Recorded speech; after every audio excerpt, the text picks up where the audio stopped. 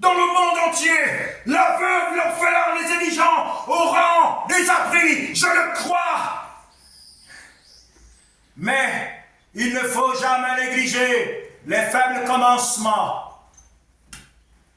Je transpire, mais ce qui est intéressant, c'est le message qui sort du milieu du buisson. Ah! Je suis le puissant de Dieu, alors que Moïse est en train de chercher à pouvoir rassembler son troupeau avec sa canne. Il est en train de rassembler les brebis avec la canne, mais il va rencontrer un buisson en feu.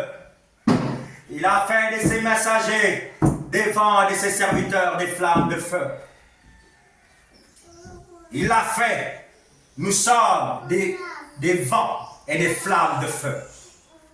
Donc le buisson en feu, c'est moi, c'est toi qui prêches l'évangile, c'est nous le buisson en feu.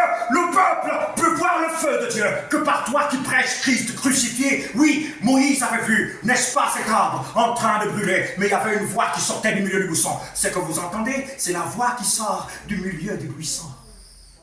Certainement, ce que vous voyez transpirer, c'est le feu, mais il y a la voix qui sort du milieu du buisson pour te dire, cherche le Saint-Esprit.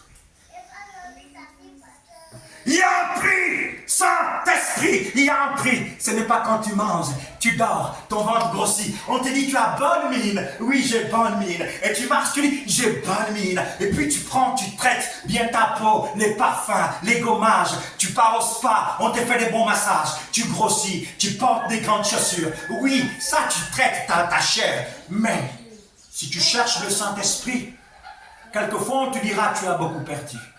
Le frère Paul pouvait dire, quand mon homme extérieur se détériore, mon homme intérieur se fortifie, se renouvelle. Oui, c'est dans la faiblesse que Dieu renouvelle les forces.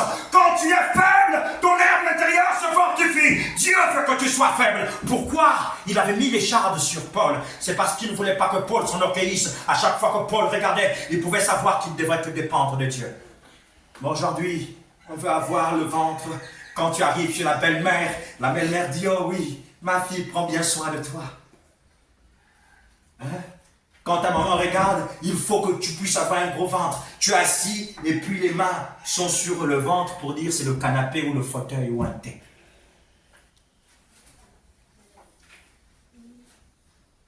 Nous sommes toujours en 2025.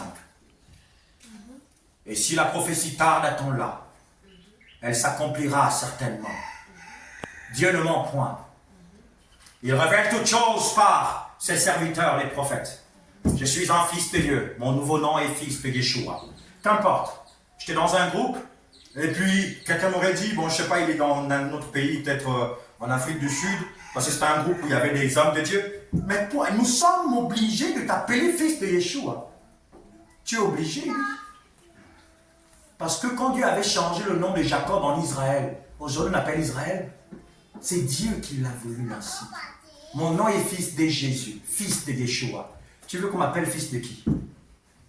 Mon identité, c'est fils de Yeshua. Je suis un fils de Dieu. Mon Père, c'est Jésus-Christ. Mon identité dépend de lui. Je ne vis pas par la volonté humaine, car à tous ceux qui l'ont reçu, à ceux qui croient en son nom, elle a donné le pouvoir de devenir enfant de Dieu. Je suis enfant de Dieu. Mon nom a changé en fils de Yeshua, en tant qu'enfant de Dieu.